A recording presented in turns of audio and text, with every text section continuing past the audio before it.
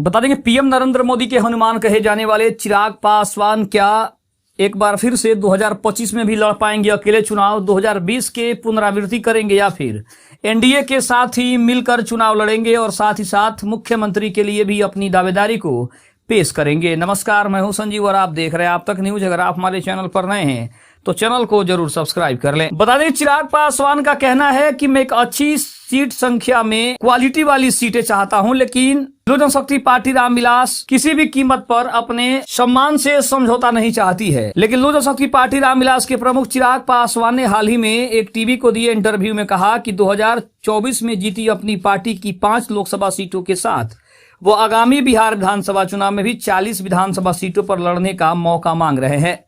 चिराग पासवान अपनी पार्टी के लिए ज्यादा सीटों की भी मांग पर अड़े हुए हैं। उन्होंने राष्ट्रीय लोकतांत्रिक गठबंधन या नीतीश कुमार के साथ मतभेदों की बातों को खारिज कर दिया है, जबकि 2020 में उन्होंने सिर्फ एक उद्देश्य के साथ चुनाव लड़ा था, जनता दल यूनाइटेड के प्रमुख नीतीश कुमार को हटाने के लिए। चिराग पासवान ने इंटरव्यू में कहा कि मेरे समर्थक मुझे मुख्यमंत्री के रूप में देखना चाहते हैं, लेकिन उन्होंने अपनी महत्वाकांक्षाओं के बारे में अटकलों को खारिज करते हुए साफ कर दिया है कि वह विधानसभा चुनाव लड़ते हैं तो यह केवल उनकी पार्टी की बेहतर स्ट्राइक रेट सुनिश्चित करने के लिए होगा, जो एनडीए की मदद करेगा। लेकिन बिहार चुनाव के मद्देनजर उनकी दृढ़ता के सवाल हमेशा उठते रहते हैं कि क्या वो फिर से एनडीए से अलग होकर चुनाव लड़ेंगे या फिर एनडीए के साथ जुड़े रहेंगे, भले ही उनकी मांगे पूरी न हो। 2020 के चुनाव में 137 सीटों में से केवल एक जीतने के बाद क्या वो वास्तव में एनडीए के बिना चुनाव लड़ सकते हैं? ये भी चिराग पासवान के लिए बड़ा सवाल है। चिराग पासवान को बीजेपी के शीर्ष नेताओं ने वोट कटवा कहकर खारिज कर दिया था जब उन्होंने एनडीए गठबंधन के साझेदार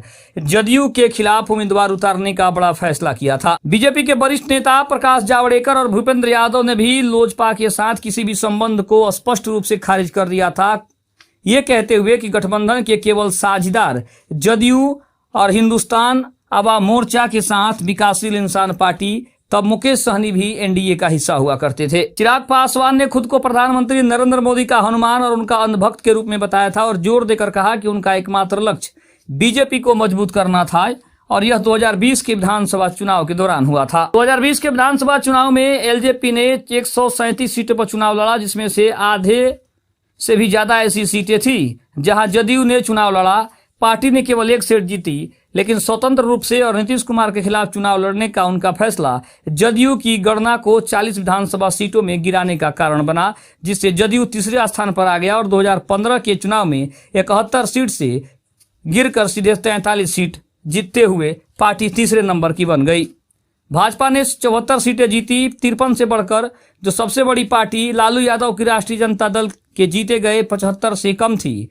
वोटों में कटौती करते हुए लोजपा 9 विधानसभा में दूसरे स्थान पर रही और वोट शेयर 5.66% प्राप्त किया। जब 2020 के चुनाव के परिणाम आए, चिराग ने दावा किया कि उन्होंने जो लक्ष्य रखा था भाजपा को मजबूत बनाना, वो उन्होंने पूरा कर दिया। उन्होंने कहा कि जैसे सभी पार्टियां मैं भी जितनी सीटें जीत सकता हूं उतनी जीतना चाहूंगा, लेकिन इन चुनावों के लिए मेरा उद्देश्य था कि भाजपा राज्य में एक मजबूत पार्टी बने और हमें इस प्रभाव से खुशी है जो हमने डाला है। इसका मतलब साफ था कि चिराग पासवान भी चाहते थे कि लोजपा रामविलास की वजह से नीतीश कुमार की पार्टी कमजोर हो और एनडीए यहां पर अपनी मजबूत स्थिति दर्ज करवाए। और आखिरकार चिराग पासवान ने 2020 के चुनाव में वो किया, जिससे कि जदयू पूरी तरीके से गिरी और भाजपा मजबूत हुई।